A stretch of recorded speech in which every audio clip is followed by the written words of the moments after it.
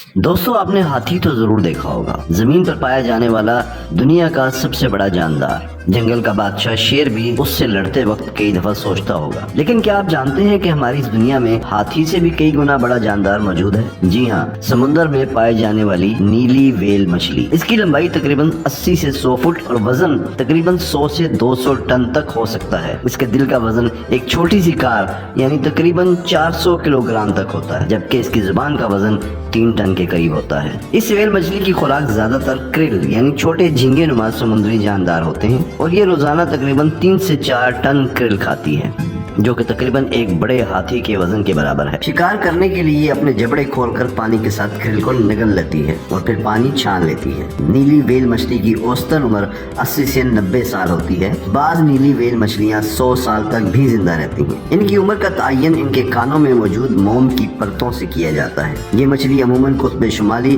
اور قطب جنوبی کے ٹھنڈے پانیوں میں رہتی ہیں، لیکن بہت زیادہ سردی کی صورت میں یہ گرم پانیوں کی طرف ہجرت کر جاتی ہیں۔ ان کے بڑے گروپ زیادہ تر بحر اوقیانوس، بحر ہند، بحر کاہل اور بحر جنوبی میں دیکھے جا سکتے ہیں۔ نیلی ویل کی دل کی دھڑکن گہرے پانیوں میں صرف 1 منٹ میں 2 مرتبہ ہوتی ہے، اور اس کی آواز 188 ڈیسیبل تک سنی جا سکتی ہے۔ یہ دنیا میں سب سے بلند آواز سمجھی جاتی ہے، جو تقریباً 1000 کلومیٹر تک سنی جا سکتی ہے۔ نیلی ویل مچھلی کی افزائش نسل کی رفتار کافی سست ہوتی ہے۔ مادہ ہر 2 سے 3 سال کے بعد ایک بچے کو جنم دیتی ہے، جو پیدائش کے وقت 3 ٹن وزنی اور 25 فٹ تک لمبا ہوتا ہے۔ ایک اندازے کے مطابق نیلی ویل تقریباً 15 سے 20 لاکھ سال سے دنیا میں موجود ہے۔ سائنسدانوں کے مطابق ویل مچھلیاں تقریباً 5 کروڑ سال پہلے خشکی کے جانوروں سے سمندری زندگی کی طرف منتقل ہوئیں، اور نیلی ویل کی موجودہ نسل کا ارتقاء تقریباً 10 لاکھ سال پہلے ہوا، اور اس کے بعد یہ دنیا کے مختلف سمندروں میں پھیل گئی۔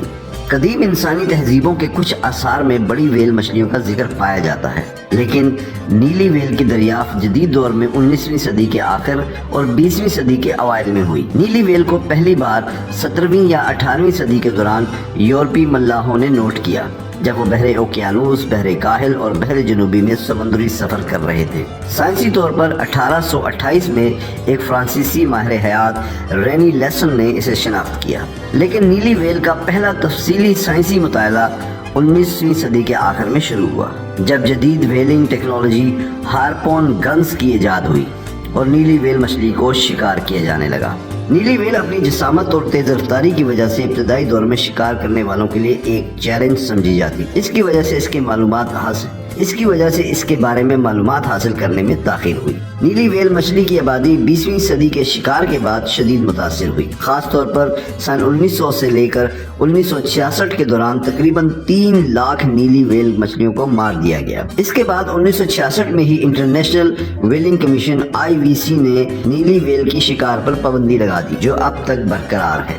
شکار کے علاوہ بھی چند عوامل ہیں جو نیلی ویل کی افزائش میں کمی کا باعث بن رہے ہیں۔ مثلاً سمندری درجہ حرارت میں اضافہ اور گلوبل وارمنگ نے ان کے رہنے کے ماحول کو کافی نقصان پہنچایا ہے۔ کرل یعنی ان کی خوراک میں روز بروز کمی ہوتی جا رہی ہے۔ بڑے بڑے بحری جہاز نیلی ویل سے ٹکرا کر انہیں زخمی یا ہلاک کر دیتے ہیں۔ سمندر میں پلاسٹک، تیل کے رساؤ اور کیمیکل فضلہ ان کی صحت اور ماحول کو متاثر کر رہے ہیں۔ نیلی ویل مچھلی کی آبادی 20ویں صدی کے شکار کے بعد شدید متاثر ہوئی تھی، لیکن اب ان کے شکار پر پابندی کے بعد ان کی تعداد میں آہستہ آہستہ اضافہ ہو رہا ہے، اور موجودہ تخمینے کے مطابق دنیا بھر میں اس وقت 10,000 سے 25,000 تک یہ ویل مچھلیاں موجود ہیں۔